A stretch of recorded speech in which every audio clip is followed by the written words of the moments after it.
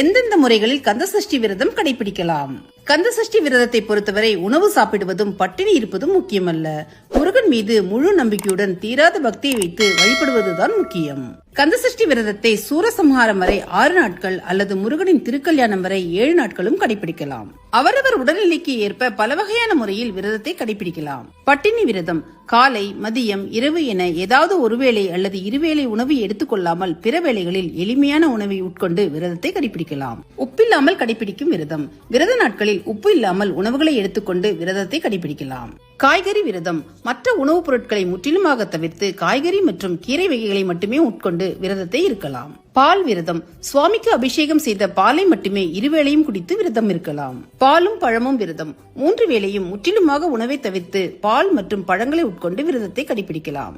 இளநீர் விரதம் கடுமையான விரதங்களில் ஒன்று இளநீர் விரதமாகும். ஒரு நாளைக்கு ஒரு இளநீர் மட்டுமே குடித்து விரதம் இருக்க வேண்டும். மிளகு விரதம் விரத முறைகளில் மிகவும் கடுமையான விரதமாக கருதப்படுவது மிளகு விரதம் தான். பால், பழம் என எந்த வகையான உணவையும் உட்கொள்ளாமல் தண்ணீருடன் வெறும் மிளகை மட்டுமே உட்கொள்வது இந்த விரதமாகும். முதல் நாளில் 1 மிளகு, 2ஆம் நாளில் 2, 3ஆம் நாளில் 3 என்ற முறையில் 7வது நாளில் 7 மிளகுகளை உட்கொண்டு விரதத்தை முடிக்க வேண்டும். கந்தசஷ்டி விரதம் இருப்பவர்கள் விரதம் இருக்கும் நாட்களில் உடலை வருத்திக் கொள்ளாமல் தாராளமாக தண்ணீர் குடிக்க வேண்டும் என்பது மிகவும் முக்கியமானதாகும்.